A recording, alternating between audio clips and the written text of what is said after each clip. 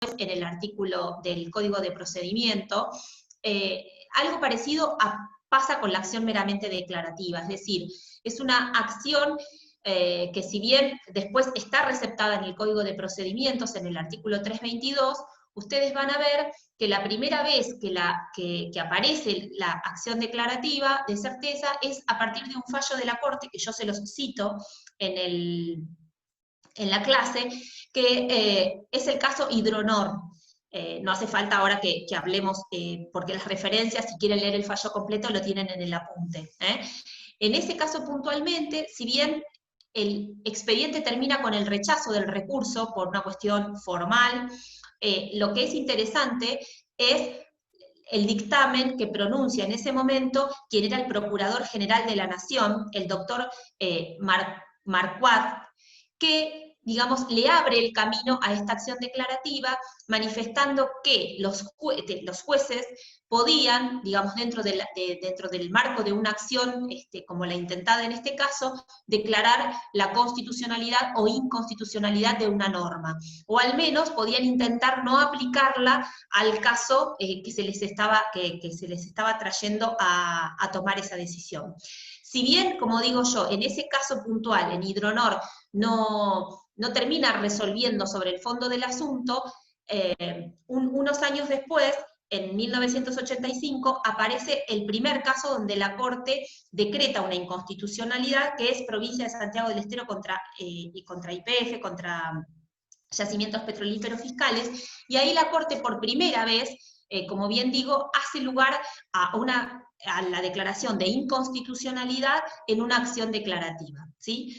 Después van a haber otros antecedentes que trae la Corte respecto de eso, que yo se los cito a todos en el apunte, que no vale la pena que ahora los manifestemos a todos, pero sí para que vean que es, digamos, de una trayectoria de la Corte, ¿no?, ir admitiendo este tipo de acciones, hasta en un caso puntual que se llama Gomer con Provincia de Córdoba, donde de alguna forma le da los lineamientos a esta acción declarativa, es decir, le da los requisitos para los cuales las partes tienen que acreditar para que esta acción proceda.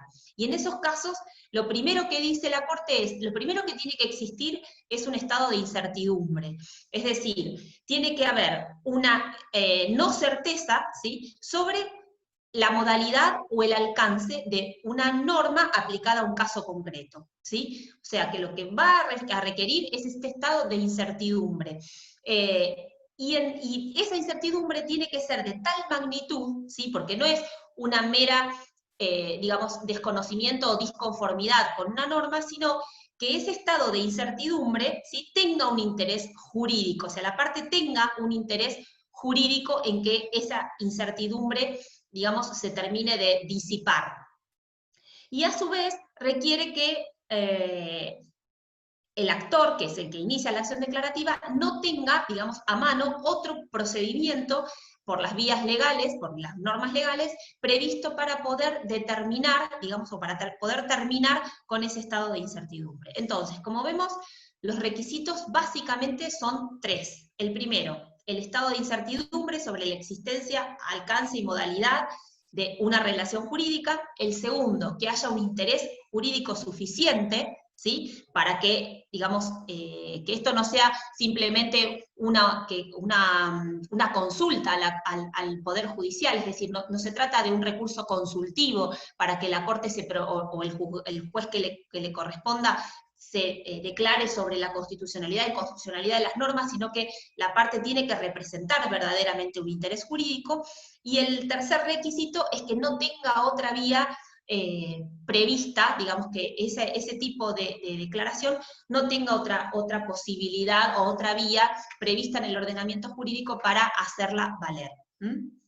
Bueno, si nosotros vemos que los requisitos que establece en este caso la Corte son muy similares a los que después aparecen reflejados en el artículo 322 del Código de Procesal, como les digo recién, ¿sí? En definitiva, este artículo nos va a dar cuáles son las condiciones, dijimos, de admisibilidad para que sea previsible o sea procedente, digamos, una acción declarativa. Estos requisitos de los que nosotros estamos hablando no son aislados, ¿sí? No es que necesitamos que se dé alguno de ellos, sino que tiene que darse la conjunción de ellos, o sea, son las tres cosas, digamos, que tienen que estar presentes a la hora de iniciar esta acción declarativa. Bueno, el primero, como dijimos recién, es el estado de incertidumbre, ¿sí? ¿Y en qué consiste este estado de incertidumbre?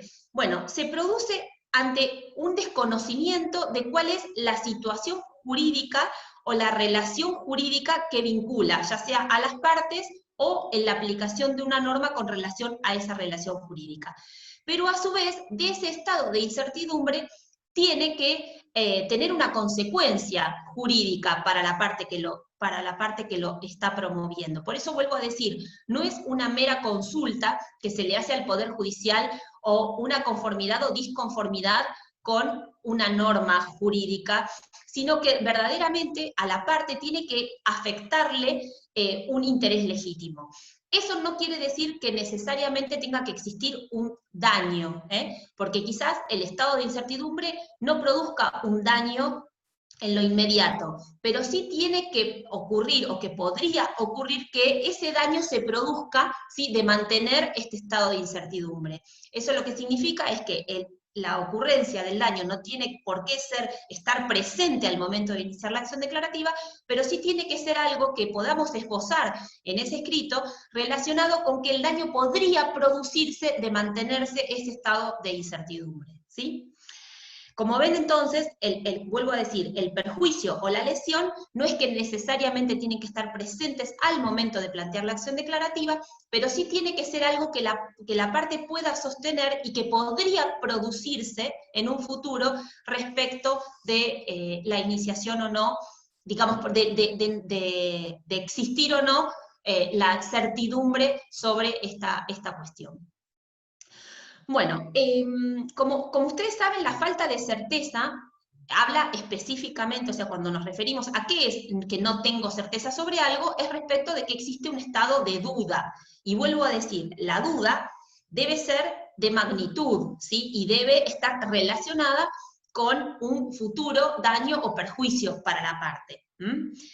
Como dije, la simple vacilación o inseguridad que me pueda producir una norma jurídica no necesariamente significa que puedo intentar esta vía, ¿sí? Sino que esta vía tiene que existir un estado de incertidumbre que pudiera producir en el futuro, o lo haga en lo inmediato, una lesión o perjuicio.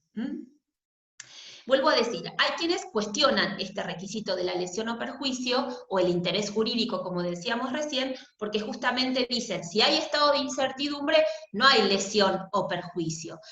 Sí, lo que pasa que, vuelvo a decir, desde el punto de vista de varios autores respecto de la doctrina que van a ver en el apunte, van a encontrar con que esa lesión o perjuicio, si bien puede no existir en el momento, tiene que poder probarse que podría ocurrir en el futuro de continuarse con ese estado de incertidumbre.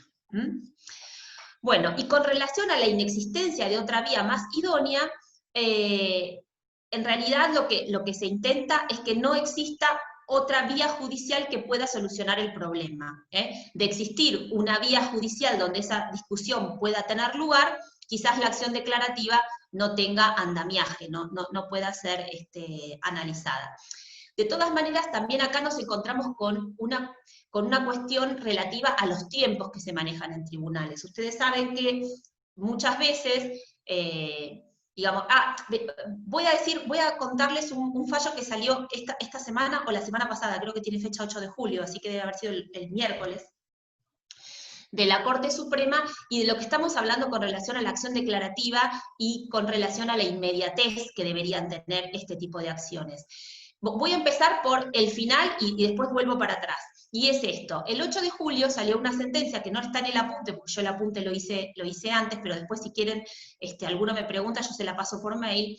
Salió una sentencia de una acción declarativa que fue iniciada por quien era en ese momento el titular, del año 2012, el titular de la FIP, el señor Echegaray.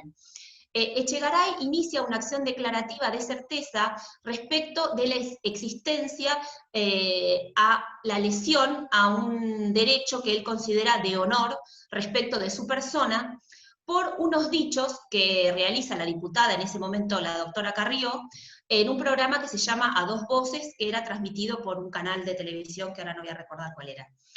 Ese evento ocurrió en el año 2012. Lo que quiero es significar lo que significa el tiempo en nuestro derecho y la viabilidad o no de este tipo de acciones declarativas. Por eso digo, después voy a decirles algo con relación a esto ya que pienso yo, más que una cuestión de doctrina, ¿no? Y es que, fíjense ustedes, este hecho que esta persona, por lo cual recurre a la justicia por una acción declarativa, ocurrió en el año 2012. Y él la inicia en el año 2012. Tiene sentencia de primera instancia, donde le rechazan la acción declarativa.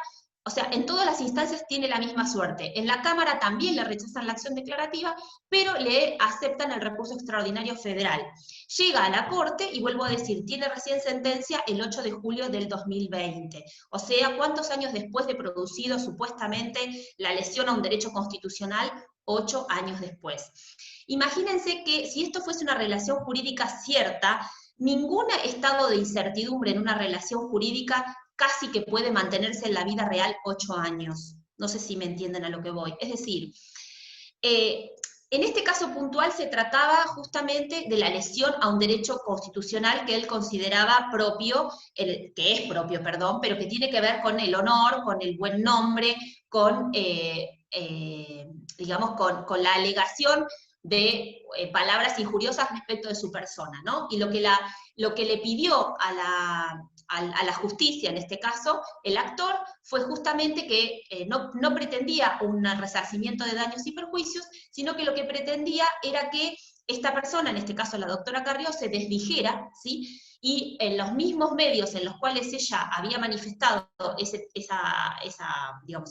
tipo de comentarios respecto de su persona, se desdijera de ellos y de alguna forma, digamos, volviera a dejar en blanco su honor.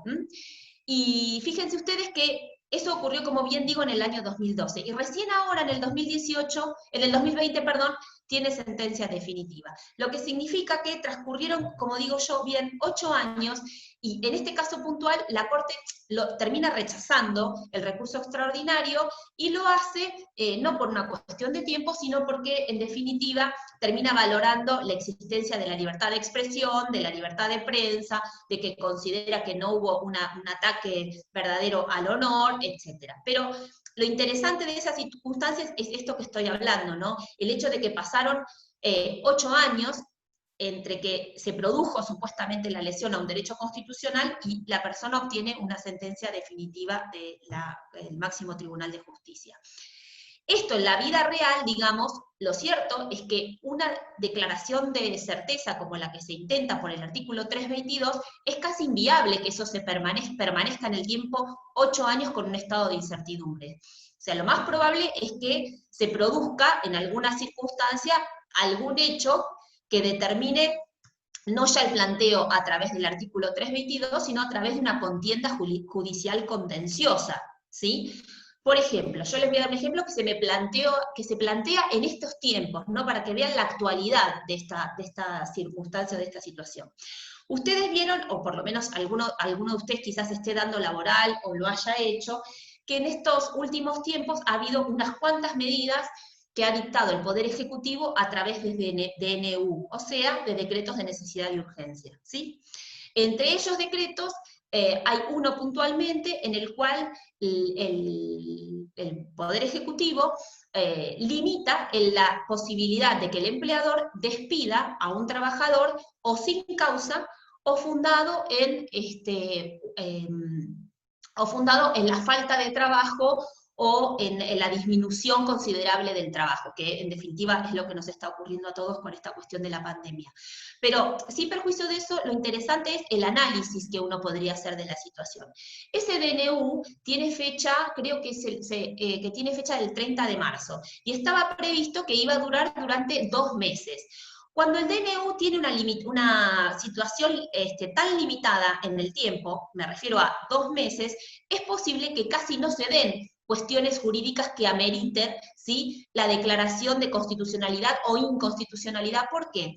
Porque es poquito tiempo el que dura, y entonces lo más probable es que las partes logren adaptarse a esos tiempos, y entonces ni el empleador despida ni el trabajador se vaya fundado en la falta o disminución del trabajo. Entonces la cuestión queda ahí. El problema ocurre cuando esos decretos tienden a extenderse en el tiempo, ¿sí?, como es lo que ocurre en la actualidad. Es decir, ese decreto, que ya me parece que era el 320, pero no les quiero decir porque no me acuerdo, pero, digamos, lo interesante del asunto es que ese decreto fue prorrogado, ¿sí? Y hoy tenemos una prórroga hasta el 31 de julio. ¿Qué podría ocurrir? Que ese decreto vuelva a prorrogarse, con lo cual la prohibición de un derecho constitucional para el empleador, ¿sí?, ya no es por 2 meses nada más, o por un tiempo limitado, con un plazo cierto de comienzo y de finalización, sino que puede llegar a extenderse en el tiempo, quizás durante todo el año. Entonces, recapitulando la situación, si un empleador tuviese que, por ahí, por ejemplo, terminar con un contrato de trabajo, pero no ya fundado por ahí en la falta o disminución del trabajo o un despido sin causa, sino porque el contrato se finaliza, ¿no? Es un contrato a plazo y el contrato a plazo se finaliza. ¿Lo puede hacer o no lo puede hacer dentro del marco de la norma? La segunda pregunta, ¿cabría que el empleador inicie una acción declarativa de certeza respecto de la constitucionalidad o inconstitucionalidad de ese decreto? Y desde mi punto de vista, sí. ¿Sí? ¿Por qué? Y porque se dan las condiciones para que ese empleador pueda iniciarla. La primera, el estado de incertidumbre. Y sí, el estado de incertidumbre es cierto. ¿Por qué? Y porque tiene un decreto que, si bien estuvo previsto para 2 meses, tiende a prorrogarse en el tiempo, lo que significa que no va a delimitarse, no es que sabe cuándo, digamos, va a poder volver a disponer de un derecho que le asiste de acuerdo a la Constitución, la primera cosa. La segunda, ¿se produce una lesión a un derecho constitucional? Y sí, se produce. ¿Por qué? Y porque está convirtiendo a un contrato de trabajo que era de naturaleza impropia, por lo cual el empleador podía despedir a un trabajador pagándole la indemnización, ¿sí?, en una de naturaleza propia, en la cual no puede despedirlo bajo ninguna circunstancia.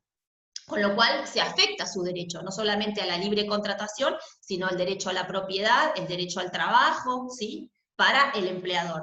Y la tercera, ¿tiene alguna vía idónea como y el perjuicio? Y el perjuicio existe en la actualidad en la medida en que quizás tenga que mantener a un trabajador respecto del cual no puede, digamos, él no está generando ingresos en la medida en que su negocio está cerrado, ¿sí? O sea que el perjuicio existe.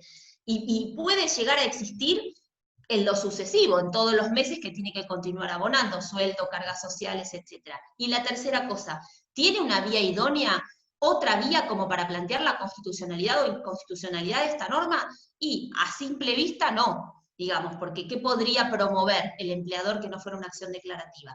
Con todo este ejemplo, lo que les quiero mostrar es que existe en la actualidad, digamos, muchas cuestiones que nos hacen ver que es una acción que, si bien nos parece un poco compleja a veces a la cual acudir, no deja de estar sumamente vigente, sobre todo en el estado en el que nosotros actualmente nos encontramos. Y recapitulando con el caso que les dije yo hace un ratito, ¿a ustedes les cabe que un empleador pudiera plantear hoy una acción declarativa de certeza respecto de qué hace con una relación de trabajo que no puede seguir sosteniendo, y que la justicia le conteste definitivamente dentro de 8 años? Ahí es donde la cuestión, donde yo digo, ¿sirve o no sirve? Y la realidad es que serviría en la medida en que lográramos que los tribunales, digamos, tomaran dimensión de la situación que se les plantea y produzcan y digamos, dicten sentencias dentro de los plazos razonables. En la medida en que tenemos declaraciones como de este tipo, de inconstitucionalidad, que nos van a llevar 7 años u 8 años, no tiene sentido. ¿Por qué? Y porque la relación jurídica que está ahí adentro, que es la relación en definitiva entre el empleador y el trabajador, muy probablemente se termine por vías de hecho muchísimo tiempo antes de que la justicia en definitiva tome una decisión respecto de esta acción.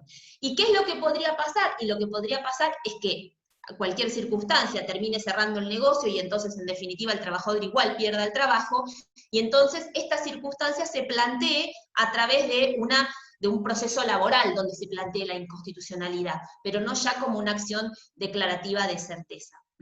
A lo que voy es que, si bien, digamos, es una cuestión sumamente actual, ¿sí? Tenemos como contrapartida de eso que, llevado a la práctica, hace que sea poco frecuente o poco útil.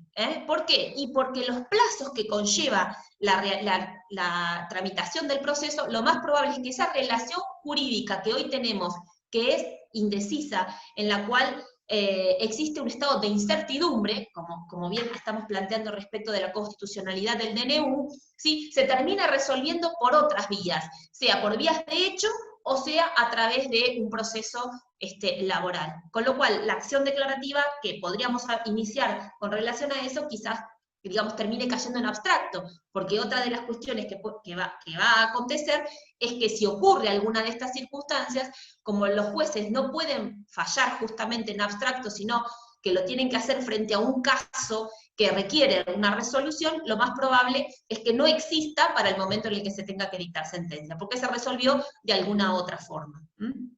¿Me entienden? Bueno, espero que sí. Después, si quieren, les paso por mail, porque no sé yo cómo subirlo a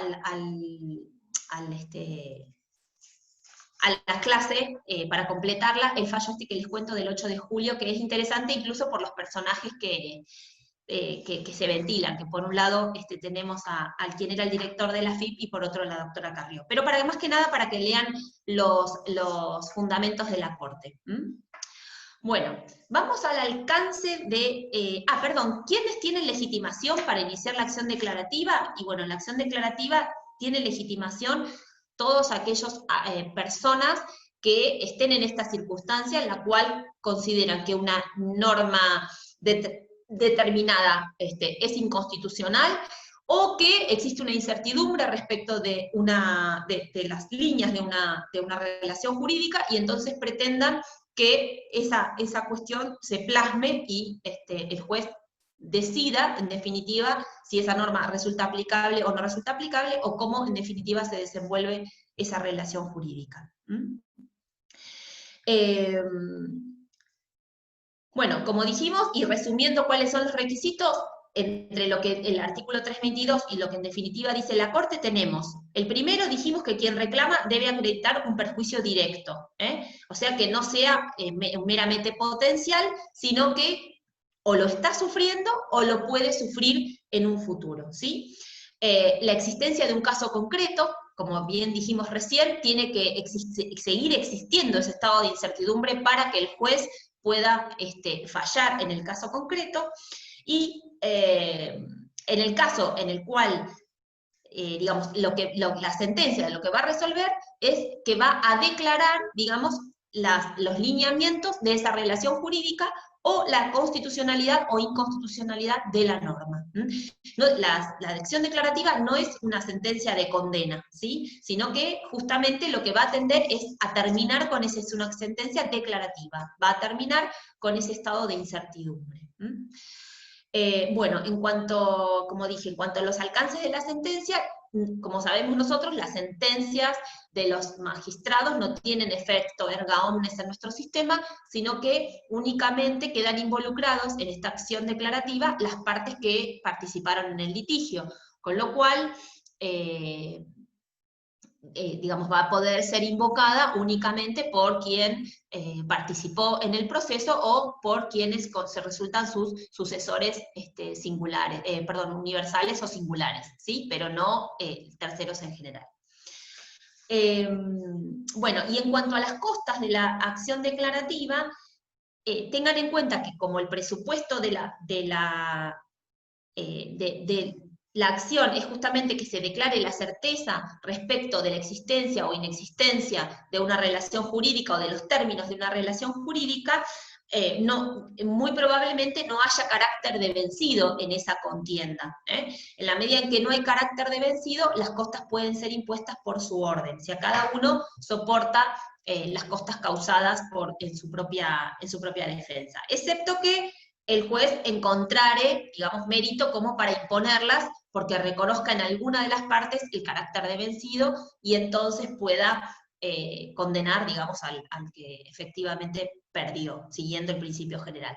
Pero es muy razonable que, en general, siendo una cuestión de incertidumbre, las costas sean resueltas por su orden, cada uno soporta las suyas. Bueno, no sé si tienen alguna duda, igual lean el apunte y cualquier cosa me escriben. Después, vieron que hablamos, les dije yo que íbamos a tratar un poquito el tema de las acciones posesorias y de los interdictos. En este caso puntual, tengan en cuenta que tampoco es un tema sencillo. ¿Por qué no es un tema sencillo? Porque tiene una doble vía de regulación. Ustedes van a ver que van a encontrar los interdictos y las acciones posesorias en el Código de Procedimiento Civil y Comercial, tanto de la provincia de Buenos Aires como de la Nación, como las acciones posesorias en el Código Civil, ¿sí? Entonces esta dualidad que existe en la reglamentación hace que la cuestión no sea tan sencilla, o que no sea tan fácil zanjar cuál es la vía que en definitiva uno va a utilizar para una u otra cosa. De hecho, y esto ya también vuelve a ser una opinión mía, personal, no es tan fácil, o sea, no son tan visibles ninguna de las dos acciones, ni los interdictos, ni las acciones posesorias. Es decir, no hay tantos en nuestro tramitando en tribunales. Y entre otras cosas, porque los jueces son bastante estrictos en la apreciación de los presupuestos que se requieren para tanto unas como otras. Eso, al lado de que tramitan por procesos acelerados, o por procesos que tienden a ser cortos de acuerdo a su tramitación, hace que, frente a la inseguridad que provoca por ahí ese tipo de proceso, las partes opten por otras acciones, la iniciación, perdón, de otras acciones, y no intentarlo a través de este tipo de procesos. Por eso digo que no es tan común ver ni interdictos ni acciones posesorias. Las partes muchas veces optan por las acciones reales de fondo, ¿sí? Porque estas vamos a ver que son cuestiones que muchas veces hacen cosas juzgadas en sentido formal, ahora lo vamos a analizar, no es que en todo, pero muchas veces sí, y entonces, como siempre queda la posibilidad del juicio posterior, muchas veces las partes prefieren directamente iniciar el juicio ordinario directamente relacionado con la acción real, antes que intentar una vía policial, como podría ser el interdicto, o una acción posesoria.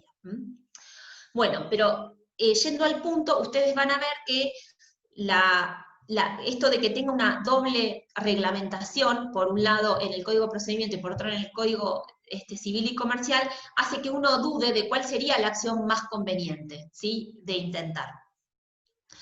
La mayoría de ustedes, o por lo menos más o menos, han dado reales, o sea que entienden lo que significa una interdicto o una acción posesoria porque de alguna forma lo vieron. Pero para poder refrescar un poquito la situación, ¿sí?, ustedes saben que en nuestro derecho se reconocen varias relaciones con relación a una cosa, sea mueble o inmueble. Entre ellas aparecen el derecho de propiedad, la posesión, el derecho de posesión y la tenencia.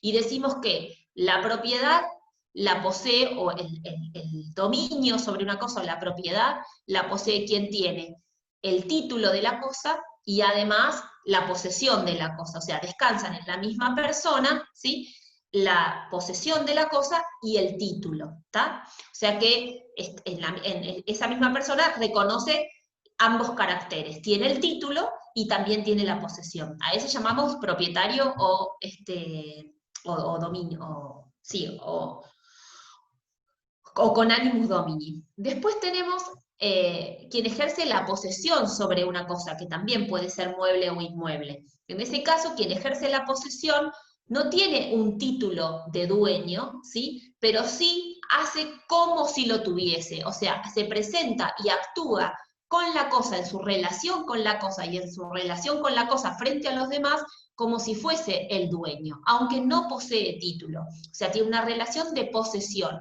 Usa la cosa como si fuese de él, ¿sí? Se sirve de la cosa como si fuese de él, aun cuando frente a una situación jurídica le falta el título. ¿Tá? Y después vamos a encontrar en el tercer estamento al tenedor. El tenedor es aquel que se sirve de la cosa y que la utiliza, pero que reconoce que tanto la propiedad como la posesión le corresponden a otra persona, ¿sí? El tenedor, para que nos tengamos más o menos todos idea de lo que estamos hablando, el tenedor es el locatario, por ejemplo, ¿sí? El tenedor es el comodatario, es decir, aquel que se sirve de la cosa, que lo usa, ¿sí? Que puede, digamos, que la utiliza frente a los demás, pero que reconoce en otro, ¿sí?, la calidad o de dueño o de poseedor. Ese es el tenedor en nuestro derecho. Entonces tenemos, en un lado, el propietario que tiene animus domini, que tiene el título y la posesión. Tenemos el poseedor, que se comporta como dueño, pero solo tiene la posesión, solo y tanto, ¿no?, la posesión de la cosa, pero no tiene título, ¿sí? Y después tenemos el tenedor, que se sirve de la cosa, que puede tenerla, como podría ser, como dijimos, un locatario, pero que reconoce en otro la posesión y la propiedad. O sea que él se reconoce como simple tenedor de la cosa y reconoce en otro la calidad de propietario o poseedor. Bueno, atendiendo a esta división, que esta división un poco vaga que hago yo, porque soy profesora de procesal y no de reales, vamos a encontrar a qué están destinados los interdictos y las acciones posesorias. Están específicamente determinados a cuidar dentro de estas tres categorías a las dos últimas. Es decir, están destinadas a cuidar a la posesión y a la tenencia. No se va a ocupar del propietario, sino que están destinadas a quien posee o a quien detenta una tenencia sobre la cosa. Ojo, eso no quiere decir que no puede iniciar un interdicto un propietario.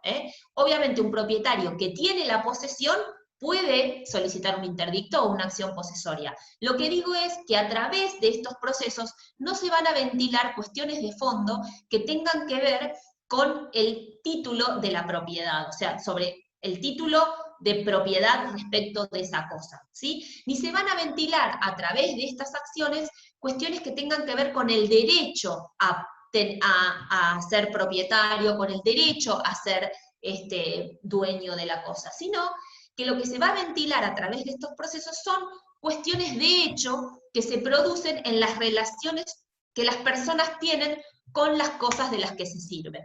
Y ahora vamos a avanzar. ¿Por qué? Y porque si nosotros tuviéramos que plantear una cuestión de dominio respecto de una determinada cosa, lo que correspondería que iniciemos es una acción reivindicatoria, ¿sí? Una acción de fondo, una acción reivindicatoria, donde yo voy a reclamar ser el dueño de esa cosa, ¿sí? Quizás también fui despojado de ella, o sea que perdí tanto la propiedad como la posesión o la tenencia. Pero para eso hay otro tipo de acciones. Lo mismo cuando yo tengo la posesión, por ejemplo, pero no tengo título. Si tengo posesión y no tengo título, hay otras acciones en el Código de Procedimiento, en este caso la usucapión, por ejemplo. Por eso digo que estas acciones pueden abarcar al propietario, pero no están destinadas a discutir nada en relación con el dominio de la propiedad, ni con el título de la propiedad, sino están destinadas a cuidar al poseedor y al tenedor de la cosa, que pueda ser el propietario o no. ¿Estamos de acuerdo? Bueno, como les dije yo hace un ratito, están reguladas en ambos códigos, tanto en el Código de Procedimiento como en el Código de la Nación. Si bien vamos a ver que el Código de Nación, a partir del año 2015, sufrió determinadas modificaciones que hicieron que la cuestión se confunda, desde mi punto de vista, un poquito más. ¿Por qué? Y porque con el Código de Vélez nosotros decíamos que los interdictos tramitaban, por ejemplo, una de las diferencias era que los interdictos tramitaban por la vía más rápida que nosotros tenemos, en este caso, que es el proceso sumarísimo, y que las acciones posesorias tramitaban o por proceso ordinario o por proceso sumario. Sin embargo, con la reforma del Código, de Código Civil y Comercial, aparece un artículo que es el número, espere, me parece que 2246, pero se los quiero decir bien. Esperen.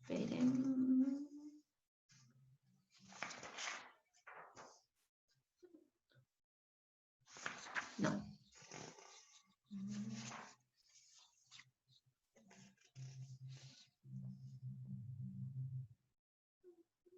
Bueno, no lo encuentro. Ahora después me lo voy a recordar.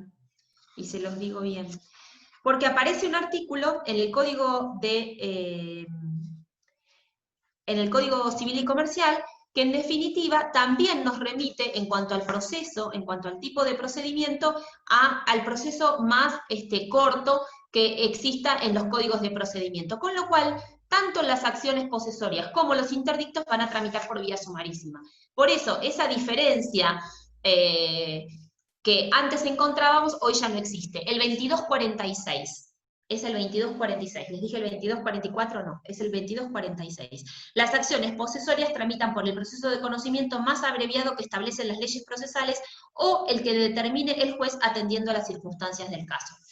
¿Qué quiero decir con esto? Que en definitiva esa cuestión que podríamos marcar como de diferencia, donde el interdicto era algo concreto, rápido, por vía sumarísima, y la acción posesoria permitía un término más de conocimiento, o sea, una circunstancia donde le permitía a las partes explayarse con relación a más cantidad de prueba, o eran más los medios admitidos, se vea restringida en la medida en que tanto unos como otros van a tramitar por la vía más rápida. Sin embargo, ustedes ven que el 2246 le deja abierta la posibilidad al juez de hacerlo a través de otro tipo de proceso, que podría ser, en nuestro caso, el sumario o el ordinario, pero, digamos, tiene que hacerlo el juez mediante resolución fundada. O sea que si decidiera hacerlo por otra vía, lo tiene que hacer mediante resolución fundada. Bueno, vamos a hablar un poquito de qué son, en definitiva. Los interdictos son pretensiones que se introducen en un proceso especial que requiere de rápida resolución, ¿sí? Donde lo que se está cuestionado es la posesión o la tenencia respecto de una cosa que puede ser mueble o inmueble. Son procesos, como dijimos, de cognición limitada, o sea, de conocimiento limitado, y puede deberse tanto a la tenencia como a la posesión. ¿Qué tipo de interdictos conocemos? Y bueno, ustedes van a ver que en el código están el interdicto de adquirir, el interdicto de adquirir la posesión, perdón, o la tenencia, el interdicto de retener la posesión o la tenencia, el interdicto de recobrar la posesión o la tenencia, y aquel interdicto que es para impedir una obra nueva. Esos son, digamos, los que tenemos actualmente legislados en el Código de Procedimiento. Y después vamos a encontrar que en el Código de Procedimientos mismo hay un solo artículo referido a las acciones posesorias. El que está referido a las acciones posesorias, esperen, es el 617, ¿sí? El artículo 617 del Código de Procedimientos nos habla de las acciones posesorias, y dice: las acciones posesorias del título 3 del libro 3 del Código Civil tramitarán por proceso sumario. Deducida la acción posesoria o el interdicto posteriormente, solo podrá promoverse la acción real. Si bien el 617 habla del juicio sumario, yo les leí recién que el 2246 del Código de la Nación, que es posterior a este artículo, dice que debe tramitar por, como dijimos recién, por el proceso más acelerado que tienen los códigos de procedimiento, que en nuestro caso no es el sumario, sino que es el sumarísimo. Bueno, vayamos a analizar entonces cuáles son en definitiva los interdictos que vimos. Dijimos, el de adquirir, el primero, el de adquirir. Y acá la doctrina también cuestiona la existencia de este interdicto. ¿Por qué?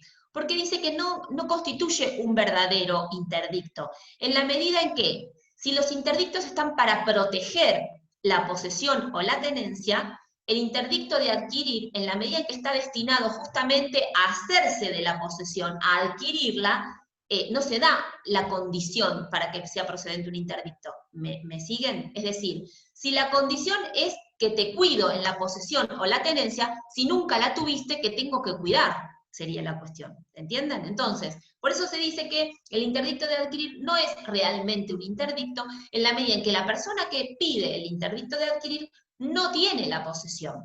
Por lo cual no se da la condición del interdicto, que es justamente cuidarte en la posesión o en la tenencia.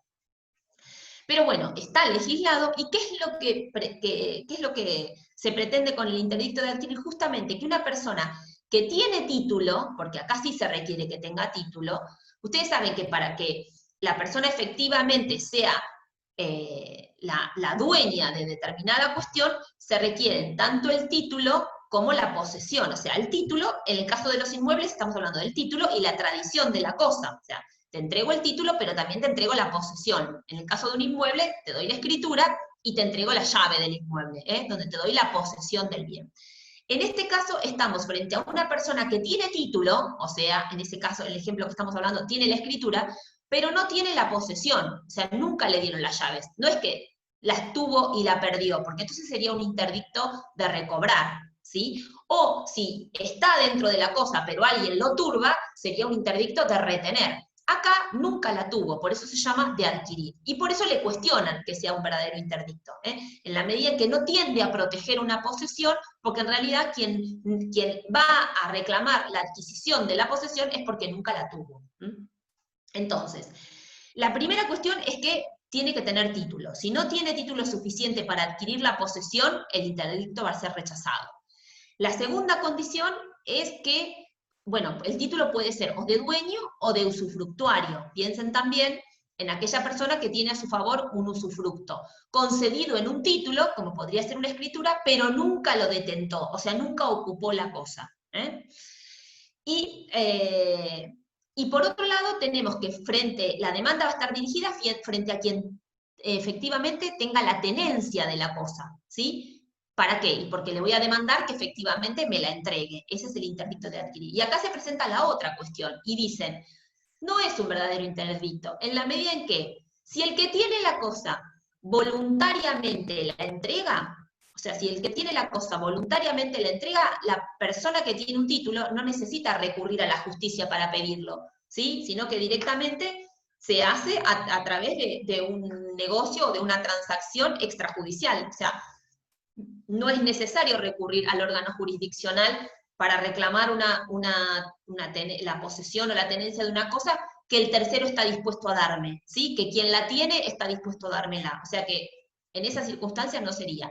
Y si el demandado o el futuro demandado, que es quien tiene la cosa, no la entrega porque alega tenencia o posesión, tampoco podría ir por el interdicto de adquirir. ¿Sí? ¿Por qué? Y porque el interdicto tiende a proteger la posesión o la tenencia. Es más, frente al propietario que lo turba, lo más probable es que el juez digamos, rechace la demanda, o, por otro lado, que quien la tiene, la tenencia o la posesión, pueda pedir un interdicto de retener, en el caso de que el dueño quisiera turbarlo en la posesión. Por eso vemos que, en definitiva, no es del todo un interdicto. Bueno, de todas maneras, el código lo prevé, y también prevé la posibilidad de dictar una medida cautelar en el transcurso del proceso, y en este caso la medida cautelar que se prevé en el interdicto de adquirir es la anotación de litis. Lo que se prevé es la anotación de litis. ¿Para qué? Ustedes saben, ya deben haber visto ya medidas cautelares, pero si no lo vieron, lo refrescamos un poquito. ¿Qué es una anotación de litis? Es una anotación marginal que se realiza en el título de dominio, en el título de dominio, en el registro de la propiedad, donde específicamente se le hace saber a los terceros, y ahora vamos a explicar por qué, que existe un juicio, en este caso un interdicto de adquirir, con relación a ese inmueble particular. ¿Para qué se anota eso? Para que si un tercero desea realizar una compraventa o desea tomar un crédito respecto de ese bien, tome conocimiento de la existencia de este interdicto y después no pueda alegar la buena fe. Y a quien anota la litis le sirve justamente la publicidad que se realiza de eso y que entonces su sentencia, la sentencia que en el futuro se dicte, va a poder ser opuesta a cualquier tercero que pretenda venir a reclamarle también o la cosa o la posesión sobre la cosa, ¿sí? O sea que la medida cautelar que prevé este interdicto es la anotación de litis, y vuelvo a decir, es una medida más que nada de publicidad y que lo que intenta es poner en conocimiento de los terceros la existencia de este proceso, justamente para que quien lo promueve pueda el día de mañana oponer esa sentencia frente a terceros, aun cuando no hubiesen participado dentro del proceso. Bueno, esto en cuanto al interdicto de adquirir. Vamos al segundo que menciona la norma, que es el interdicto de retener. En este caso, el interdicto a quien va a cuidar es al poseedor y al tenedor de la cosa, ¿sí? Este poseedor o este tenedor materialmente tienen la cosa y en este caso están sufriendo, están sufriendo la turbación en esa posesión o en esa tenencia. Tiene que tratarse de actos cometidos justamente por quien va a ser el futuro demandado, mediante los cuales tiende a turbar en la posesión o en la tenencia de la cosa a quien resulta legitimado activo en la iniciación de este interdicto. ¿Qué se requiere para que este interdicto sea procedente? El primero, que quien lo intenta pueda acreditar la posesión o la tenencia. Es decir, quien intenta el interdicto de retener tiene que estar en posesión de la cosa o tiene que tener la tenencia de la cosa, ¿sí? O sea que uno de los requisitos es acreditar esa posesión o tenencia. Y el segundo, que existe una amenaza, ¿sí?, de perturbación o una perturbación concreta mediante actos materiales de esa posesión o de esa tenencia. Entonces, los requisitos, dijimos, son dos. El primero, acreditar la posesión o la tenencia, y el segundo, que existen actos materiales de turbación respecto de esa posesión o de esa tenencia. ¿Qué es la turbación? Y la turbación es un acto manifiesto, por el medio del cual se intenta desapoderar, ¿sí?, a quien está en posesión o tenencia de la cosa de ese bien. O sea que la turbación requiere justamente de actos materiales tendientes al desapoderamiento. Y por otro lado, las amenazas, en realidad, si bien no son actos concretos, son circunstancias que deben probarse de manera cierta, con relación a justamente la futura turbación o el futuro despojo respecto del bien. Es decir, la amenaza también requiere de este requisito de cierta certeza o de cierta verosimilitud. No basta un simple comentario para la iniciación de un interdicto, sino que justamente lo que se requiere es que exista una amenaza concreta de turbación o una amenaza concreta con relación a la perturbación o al despojo, ¿sí? Pero en este caso tengan en cuenta siempre que quien promueve el interdicto de retener está en posesión de la cosa o la tenencia de la cosa y va a intentar repeler acciones de agresión respecto de esa posesión o de esa tenencia. ¿Contra quién se dirige la demanda? Bueno, la demanda se va a dirigir contra quien ejerce la perturbación, o sea, quien realiza la perturbación o la tenencia, quienes son copartícipes de esa amenaza, o sus sucesores, en el caso de que los hubiera. Y como dijimos hace un ratito, el proceso tramita por las reglas del proceso sumarísimo. ¿Cuáles son los medios de prueba de admitidos? Todos los que nosotros conocemos como medios de prueba, pero con las limitaciones del proceso sumarísimo. Acuérdense, la limitación en los testigos, la limitación en la prueba pericial, etc. Con las limitaciones del tipo de proceso del que estamos, todos los medios son admitidos. ¿Cómo es la sentencia que se dicta en este interdicto? Y bueno, la sentencia lo que va a declarar, o o digamos, lo que va a hacer lugar, si es que hace lugar al interdicto, es hacer cesar estas acciones de turbación frente a la posesión o la tenencia de nuestro actor, ¿sí? O sea que lo que va a hacer es hacer cesar este tipo de medidas de perturbación. Y tengan en cuenta que la sentencia es una sentencia de un juicio sumarísimo y por lo tanto es apelable, y el recurso, si estuviéramos en clase yo les diría cómo se concede, como una práctica respecto de las bolillas de recursos, perdón, pero bueno, en este caso se los digo yo, procede en relación y con efecto devolutivo.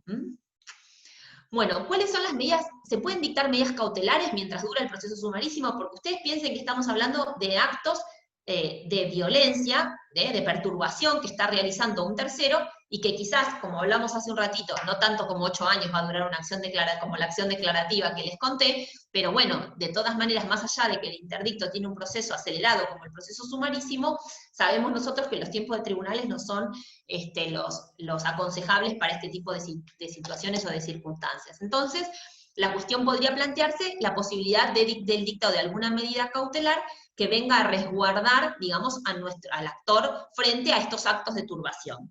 ¿Y cuál sería una de las medidas que podría ser viable? Bueno, la medida más aconsejable en este caso sería la prohibición de innovar, o sea, que no se innove respecto de la situación existente.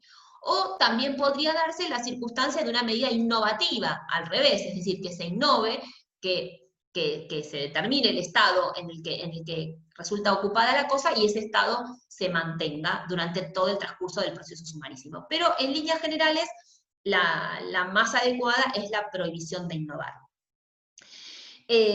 Obviamente, como cualquier medida cautelar, deben acreditar los requisitos de verosimilitud en el derecho. El peligro en la demora muy probablemente ya esté contenido en la gravedad de los actos que ustedes mismos, que se denuncien, perdón, en la iniciación del proceso.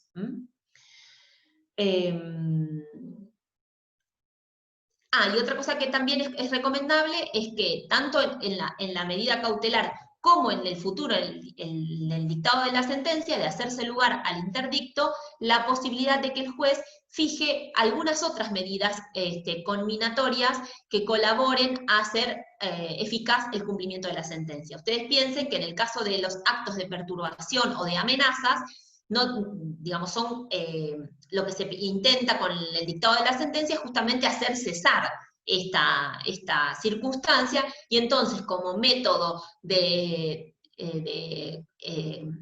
constricción para lograr justamente el cumplimiento de la sentencia, podría el juez, además de imponerle la obligación en la sentencia de no perturbar o de que cesen las amenazas, etcétera, podría el juez imponer alguna sanción conminatoria relativa a que el incumplimiento a la sentencia generará una sanción económica o pecuniaria de determinada envergadura, justamente para torcer, digamos, aquellas cuestiones que intentan incumplirse o para justamente lograr el cumplimiento eficaz y efectivo de la sentencia.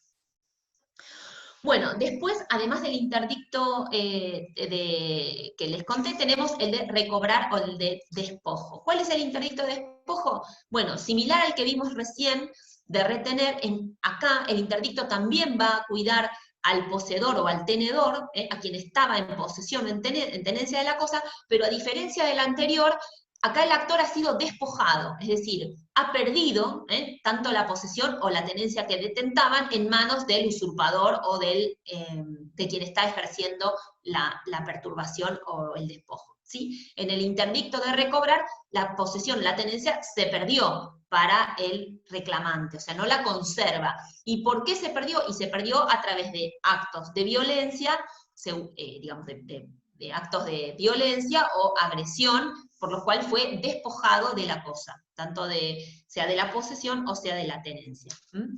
En este caso, ustedes piensen que la va a iniciar ¿quién? Quien detentaba al momento de los hechos la posesión o la tenencia, y justamente lo que va a pretender es recobrar judicialmente su posesión, de la cual fue desprovisto o despojado,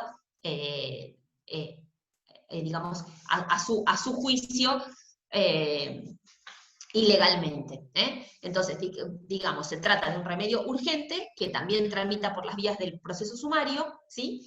Y el remedio es, digamos, lo que se intenta con la medida es recuperar esa posesión o esa tenencia. Fíjense que no está destinada a resolver cuestiones que tengan que ver con derechos u obligaciones derivadas de contratos, ¿sí? No es esa la situación por la cual están previstos este tipo de interdictos, sino que en el caso de que fuese una cuestión contractual, quizás la vía sea la del cumplimiento del contrato o la de daños y perjuicios, ¿sí? Acá lo que se intenta es justamente recobrar esa posesión o esa tenencia que se perdió en forma abrupta por la intervención, en definitiva, del tercero o de quien va a ser nuestro demandado en el interdicto, y esos actos fueron a través de violencia o intimidación. Tengan en cuenta justamente que este tipo de interdictos no van como dijimos al principio, no se van a pronunciar sobre el derecho o sobre el fondo del asunto, sino que lo que van a intentar es justamente restablecer la situación que existía con anterioridad para evitar que las personas hagan justicia por mano propia, en definitiva. Es decir, esta persona que sufrió una turbación en el dominio en relación a la cosa y fue despojado, que no concurra al domicilio, o si fuese un domicilio o a una cosa, la retirase, digamos, que no vaya a ejercer fuerza o violencia justamente para recuperarla, ¿sí? Entonces, quien sufrió este tipo de agresión pueda recurrir al órgano jurisdiccional para reclamar por las vías legales que esa posesión, esa tenencia le sea restituida. Y vuelvo a decir, el fundamento es justamente evitar que las personas hagamos justicia por mano propia. Bueno, ¿qué es lo que es necesario para que proceda el interdicto de recobrar? Primero, que quien lo intenta, ¿sí?, hubiese tenido la posesión. Como dijimos recién, protege al poseedor o al tenedor, con lo cual hay que demostrar la posesión actual del bien, mueble o inmueble.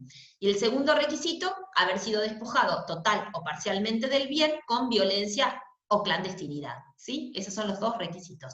Fíjense que el artículo 608 nos dice que se puede tratar de la posesión o tenencia total o parcial. En este caso, piensen ustedes que podría darse la circunstancia en un inmueble por ahí de determinadas características que permite la usurpación o que permite la toma de ese inmueble en forma parcial, como podría ser, por ejemplo, de un loteo determinado, ¿no? Que no es que se tomó el campo completo, sino que se tomaron determinadas hectáreas, determinados lotes, etc. O sea que está previsto tanto para el despojo total como para el despojo parcial, ¿sí?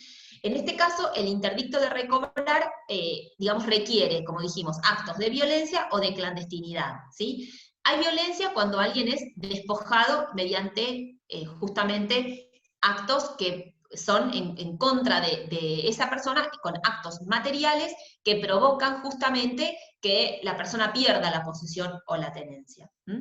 Y hay clandestinidad cuando esos actos se cometen de alguna manera sin la anuencia, obviamente, de la parte, pero intentando ocultarlo, ¿sí? Con determinadas maniobras de ocultamiento que, en definitiva, o a la postre, traigan la misma conclusión, que es el despojo, pero que no son actos materiales relativamente fácilmente visibles, o por lo menos en un principio, frente al actor de esta acción, ¿sí? Entonces estamos hablando de que los actos tienen que ser o violentos, que directamente los sufre la persona y entonces por eso puede denunciarlos, o clandestinos, o sea, se hace, pero intentando ocultarlos, intentando disimularlos, intentando maquillarlos.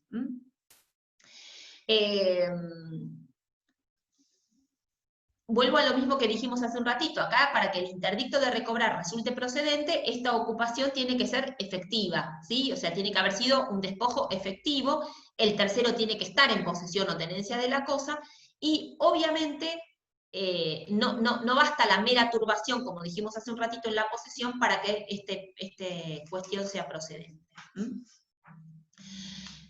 Bueno, hay quienes discuten acerca de si, además de la violencia y además de la clandestinidad, también podríamos hablar del abuso de confianza, o sea, si se podría promover este interdicto mediante el abuso de confianza. ¿Cuándo hay abuso de confianza? Cuando en realidad se violan las normas del contrato, ¿no? Aunque este contrato fuese verbal, ¿no? Piensen ustedes, por ejemplo, que vuelvo a lo mismo, nada más, estas cosas tienen mucha actualidad. ¿Por qué? Imagínense ustedes ahora una persona que viene, porque esto se me planteó hace un ratito y me parece que aplicaría. Imagínense ustedes una persona que viene en este momento del exterior. Ustedes saben que cuando uno llega a Mar del Plata, necesariamente tiene que hacer 15 días de cuarentena aislado, ¿no? Una de las opciones es ir justamente a los hoteles que la municipalidad, digamos, proporciona, pero en el caso en que esos hoteles estén ocupados o que en definitiva la persona no quiera por X circunstancia, podría disponer de un domicilio particular, o siempre y cuando esté solo, ¿sí?, donde podría tomarse el aislamiento. Imaginen ustedes que ustedes deciden alquilar un departamento. Alquilar en realidad no es un alquiler propiamente dicho, sino que toman un departamento en comodato por 15 días a los efectos de hacer la cuarentena, ¿sí? Y que en definitiva ese departamento es de un amigo, con lo cual ustedes no necesariamente tienen demasiada complicación en cuanto a la redacción de un contrato, etc. Sino que lo ocupan durante 15 días, que es lo que va a durar el tiempo de la cuarentena. Cuando se cumplen los 15 días, ustedes, abusando de la confianza, no lo reintegran, no lo devuelven. Ustedes contrato en definitiva no tienen, porque fue una cuestión de te presto el departamento, te lo doy en comodato 15 días para que cumplas la cuarentena, y acá aparece el actor diciendo hubo abuso de confianza. O sea, no hubo intimidación, no hubo clandestinidad, porque en realidad yo conscientemente se lo di justamente bajo estas pautas, para que lo utilice 15 días. Ahora, ya pasaron 2 meses y esta persona no me lo quiere devolver el departamento. Hay abuso de confianza. Esto para que vean cuál sería la situación de la que estamos hablando. Entonces, hay quienes dicen, lo van a encontrar en el apunte, que el abuso de confianza no entra dentro del interdicto, ¿sí? Entre ellos Alterini dice, el abuso de confianza no entra dentro del interdicto, ¿por qué? Y porque no hay clandestinidad y porque no hay violencia, porque la llave o la entrega del inmueble se le dio, fue entregada justamente por el actor, en este caso, en forma voluntaria. Acá no hubo ni clandestinidad ni violencia. Quienes se inclinan porque el abuso de confianza podría dar lugar al interdicto, como por ejemplo Mariani de Vidal, dice que si bien esa entrega fue voluntaria desde el comienzo de la cuestión, se tornó, ¿sí?, en involuntaria en algún momento determinado cuando no se cumplió el pacto de la devolución.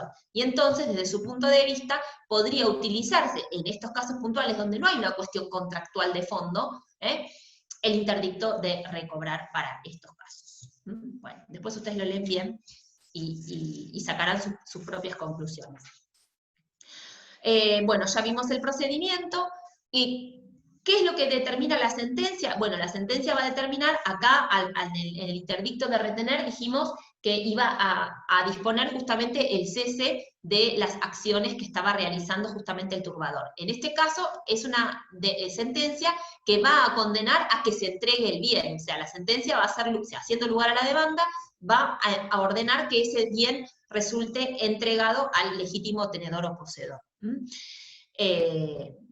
Digamos, y durante el transcurso del proceso, también medida cautelar, o peticionarse como medida cautelar, la entrega del bien, ¿sí?, como medida cautelar, la entrega provisoria del bien como medida cautelar. En ese caso, los requisitos de las medidas cautelares, que es justamente que sea verosímil, ¿sí?, cuando la no entrega del bien podría ocasionar un perjuicio grave para el actor, y cuando ofreciese, o sea, dándose los requisitos o presupuestos, perdón, de las medidas cautelares, podría obtenerse la restitución anticipada o la entrega del bien durante la tramitación del interdicto. Ustedes piensen nuevamente que si bien estamos ante un proceso sumarísimo, la sentencia que se dicta en el interdicto es apelable en relación y con efecto devolutivo.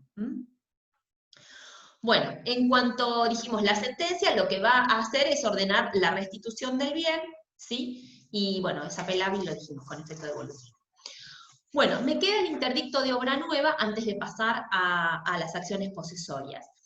¿Qué es el interdicto de obra nueva? Bueno, la finalidad de este interdicto es obtener la suspensión de trabajos,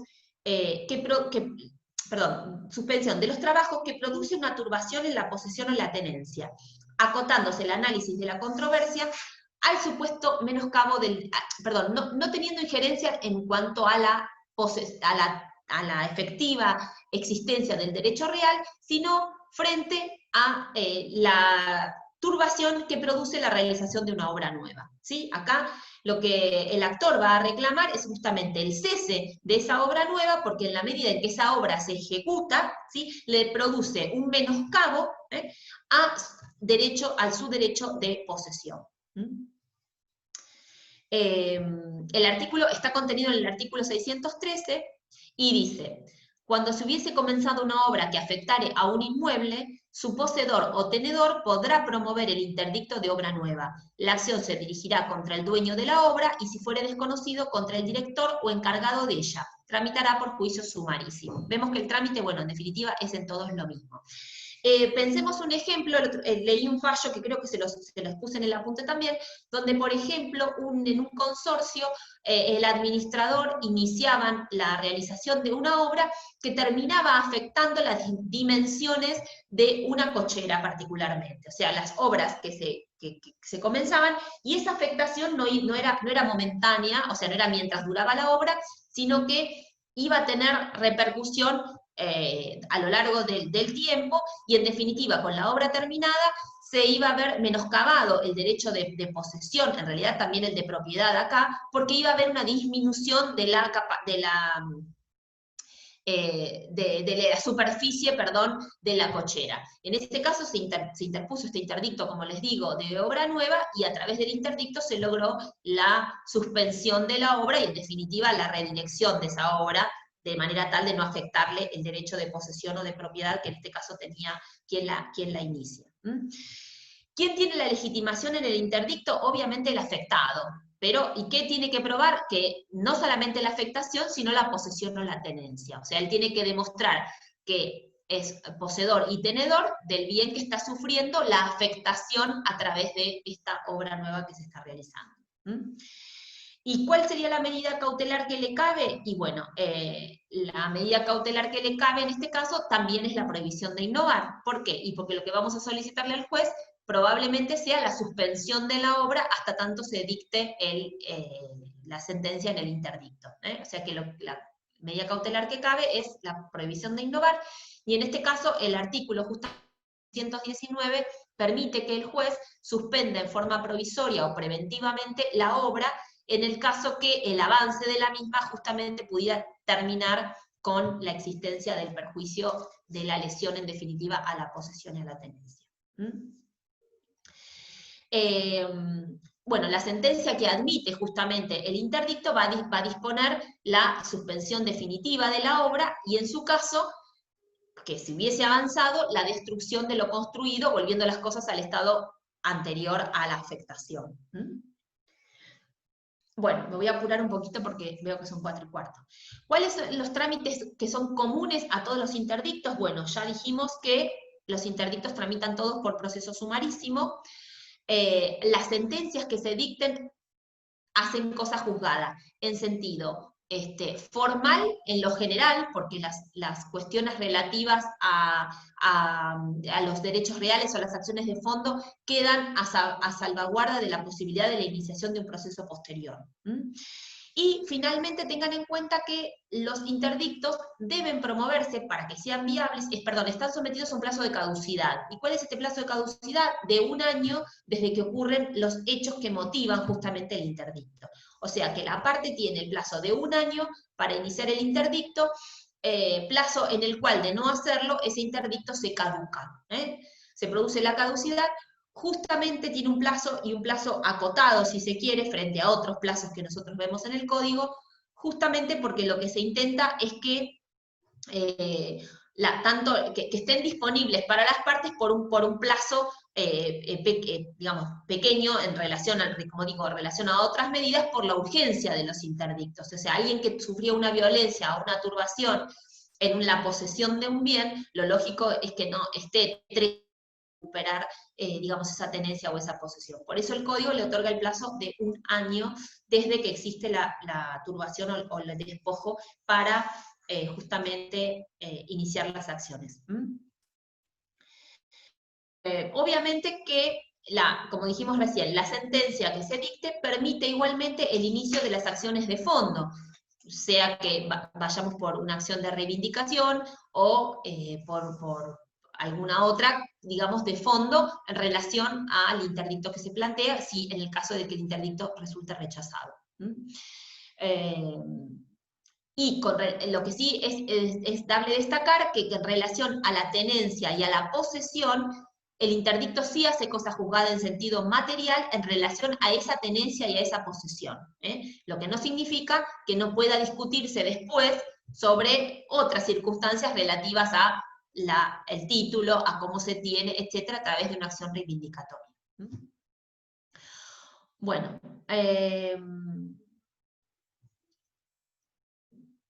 y una cosa que me olvidé es que, ahora lo vamos a ver también en las acciones posesorias, pero el interdicto de retener permite su conversión a un interdicto de recobrar en el caso que durante el transcurso del proceso del interdicto de retener se produjere de esa turbación, que empezó siendo una turbación, se termine en definitiva con el despojo. O sea, si los actos de violencia o de turbación comienzan siendo justamente eso, una turbación en la posesión o la tenencia, pero derivan, ¿no?, en definitiva, en un despojo, ese interdicto que nació siendo de retener puede transformarse directamente en uno de despojo o de recuperar, sin necesidad de retrotraer los plazos. Basta con la denuncia y que dentro del expediente, en el peor de las situaciones, si ya se corrió traslado de la demanda, etcétera, se correrá un nuevo traslado para garantizar el derecho de defensa, pero no se retrotraen en definitiva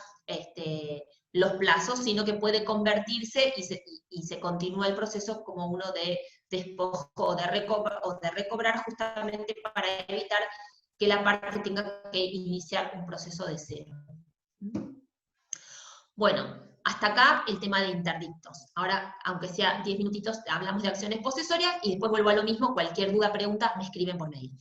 Como les dije yo hace un ratito, las acciones posesorias en el Código de Procedimiento están en un solo artículo. Y en realidad lo único que dice es que, lo que dijimos recién, que deducida la acción posesoria o el interdicto, posteriormente solo se puede iniciar la acción real. Eso quiere decir que uno tiene que optar o por el interdicto o por la acción posesoria. O sea, no se puede el interdicto y la acción posesoria, sino que es interdicto o acción posesoria, y después, de todas formas, nos queda la posibilidad de la acción real. Bueno, dijimos, el artículo 623 del Código dice que las acciones posesorias tramitarán por el proceso de conocimiento más, el 2246 del Código Civil dice que tramitarán por el proceso más abreviado, ¿sí? Que en este caso, dijimos, es dentro de nuestra jurisdicción el proceso sumarísimo. Con relación a la cuestión sustancial, ahí sí nos tenemos que ir definitivamente al Código Civil. ¿Por qué? Porque los casos por los cuales proceden las acciones posesorias están contenidas en los artículos 2338, 2341 y 2342. El 2340 es el de la... Ahora la vamos a ver, no nos voy a marear. Entonces, del 2338 al 2242. El 2338, el 2242 y el 2241. ¿Refieren estas cuestiones? Bueno, se refieren específicamente, el 2338 nos dice que las acciones posesorias van a ser admitidas cuando existe una turbación en la relación de poder de la parte con la cosa, y otra acción posesoria cuando existe el desapoderamiento de esta. Entonces, vemos que las acciones posesorias son de dos tipos, ¿sí? O las de retener la cosa, o también, al igual que vimos en el interdicto, la de recuperar la cosa. O sea, porque sufrí una lesión por la cual me turban en la posesión, o por lo cual fui despojado de esa posesión. Entonces, al igual que vimos recién, las acciones, en este caso, tanto unas como otras, van a tramitar por el proceso más acelerado que tenemos en el código. ¿Qué dice el 2338 específicamente? Dice: las acciones posesorias, según haya turbación o desapoderamiento, ven que en este artículo están contenidas las dos, la de turbación y la de desapoderamiento, tienen por finalidad mantener o recuperar el objeto sobre el que se tiene una relación de poder. se otorgan ante actos materiales producidos o de inminente producción ejecutados con intención de tomar la posesión contra la voluntad del poseedor o del tenedor. Hay turbación, dice el artículo, cuando de los actos no resulta una exclusión absoluta del poseedor o del tenedor. En cambio, hay desapoderamiento cuando los actos tienen el efecto de excluir absolutamente al poseedor o tenedor. La acción es posesoria si los hechos causan por su naturaleza el desapoderamiento o la turbación de la posesión, aunque el demandado pretenda que no impugna la posesión del actor. Los actos ejecutados con intención de hacerse poseedor no deben ser juzgados como acción posesoria o acción de daños. ¿Qué quiere decir, digamos, en definitiva el artículo? El artículo nos dice que tenemos dos tipos de acciones para resguardar la posesión o la tenencia, y son la acción posesoria de retener y la acción posesoria de despojo o de recobrar. Esas son las dos acciones. Una es viable cuando lo que se está haciendo es la turbación a la posesión o la tenencia, y la otra va a ser viable cuando lo que ocurra es el despojo o el desapoderamiento, ¿sí? También nos dice que si quien pretende impugnarla cuando contesta la demanda dice que efectivamente él no tenía la intención o no era su intención la posesión o quitar la posesión o la tenencia, en realidad igual tramita como acción posesoria. Pero rescata y dice que si no ejerce la posesión o la tenencia con la intención de retenerlo, ¿sí? No hay ahí una acción posesoria, ¿sí? Porque lo que se requiere justamente es que quien actúa, en este caso nuestro futuro demandado, ¿sí? Lo haga con la intención de despojar y de retener para sí esa tenencia o esa posesión. Bueno, ¿cuáles son las cuestiones comunes a ambas acciones? La primera, hay una necesidad de que haya actos materiales, o sea, tanto en la turbación como en el desapoderamiento, tienen que existir actos materiales. Estas acciones tienen que ser o efectuadas ya, o sea, tienen que haber existido, o en su defecto tienen que estar prontas a existir. O sea, no basta, al igual que vimos en el interdicto, con una mera suposición, sino que esos actos o son ejecutados o tienen que ser próximos a ejecutarse. No basta una mera posición de que ocurrirán actos de esa naturaleza, ¿sí? La tercera cuestión es que los hechos que tienen que causar por su naturaleza tanto el desapoderamiento como la turbación de la posesión. Aun cuando, vuelvo a decir, el demandado pueda negar su intención de desapoderar o turbar al titular. Y a su vez, los actos ejecutados sin intención, como dijimos recién, de hacerse poseedor, no deben ser juzgados como acción posesoria, sino como acción de daños. Un ejemplo para que ustedes lo entiendan es, por ejemplo, cuando una persona ocasionalmente corta el alambrado de un campo, de una finca, justamente para pasar por ese lugar sin tener intención de poseer. En esos casos, lo que corresponde es una acción de daños y perjuicios y no una acción posesoria, porque lo que se requiere es que justamente quien lo cometa, aun cuando declare que no es su intención, ejecute actos que lo pongan a él en posesión de la cosa. O sea, él tiene que ejercer actos de posesión o de tenencia. Bueno, al igual que vimos hace un ratito en el Código de Procedimientos, acá también tenemos la acción posesoria de adquirir la posesión o la tenencia. En este caso, al igual que en el interdicto, se trata de una persona que no tiene la posesión o la tenencia, que sí tiene título, pero que por alguna circunstancia del contrato o del tipo de relación no tuvo la posesión, ¿sí? Y lo que hace es, se presenta ante el juez a solicitar que sea el juez quien se la otorgue. Vuelvo a decir, de poca trascendencia práctica en nuestro derecho, por lo que contamos con relación al interdicto. En la acción de despojo,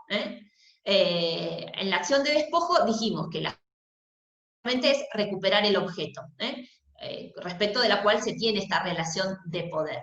Se trata, dijimos, de una acción judicial que pertenece a la tenencia y a la posesión, y cuyo legitimado activo es amplia. ¿Por qué? Y porque la puede solicitar cualquier poseedor o tenedor, incluso el vicioso. O sea que la legitimación activa es amplia, está prevista para cualquier poseedor o cualquier tenedor.